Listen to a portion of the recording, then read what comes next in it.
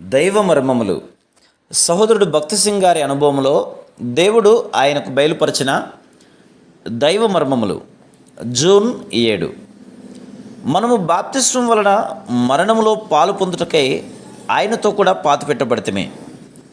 రోమా 6:4. బాప్తిస్మం ద్వారా మనం 3 విషయములు నేర్చుకొనుచున్నాం. రోమా 6వ అధ్యాయంలో బాప్తిస్మం మరణ, భూస్థాపన, పునరుద్ధానమును సూచించుచున్నది. మన హృదయములలో జరిగిన 3 మార్పుకు బహిరంగముగా సాక్ష్యమిచ్చుటే బాప్తిస్మం. అనేకులకు బాప్తిస్మం అనగా ఒక ఆచారము. అందువలనే క్రైస్తవులనేది వారి అనేకులలో గొడ్డుబారిన తనము చూస్తున్నాం. బాప్తిస్మం అనగా ఒక సాక్ష్యమే, కానీ ఆచారం కాదు. దీనిని గ్రహించని ఎడల మన క్రైస్తవ జీవితం నిష్ప్రయోజనం.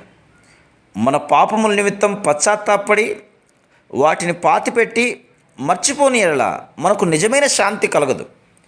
లేని ఎడల ఈ పాపములు మనకు జ్ఞాపకం చేయబడి మనల్ని పీడించును. ఈ పాప జీవితం నుండి విడిపించబడటకు అవకాశం కలదు. మన శిక్షను తొలగించుటకు యేసు ప్రభువు మరణించెను. మన పాప స్వభావమునకు మనం మరణించు నిమిత్తం ఆయన మరణించెను. క్యాన్సర్ వ్యాధి వచ్చినప్పుడు చుట్టూ ఉన్న అనేక అవయవములతో పాటు ఆ పుండ్రు తీసివేయవలను.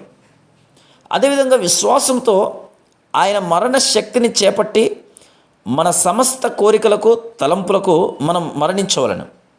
స్వంత శక్తితో మనం తీర్మానించుకునేలా మన పాపములపై మనం ఎన్నడూ జయం పొందలేము. క్రీస్తు యేసు మరణపు శక్తిని పొందినప్పుడే మనం నూతన జీవమును పొంది ఆయన పునరుద్ధానపు శక్తిచే నింపబడదుము. అప్పుడు నిత్యమైన పరలోకపు సంగతులపై మనకు అధిక వాంఛ కలుగును. ఆ విధంగా మనం దేవుని స్వరమును వినుటకు నేర్చుకునేదాం. Praise the lord.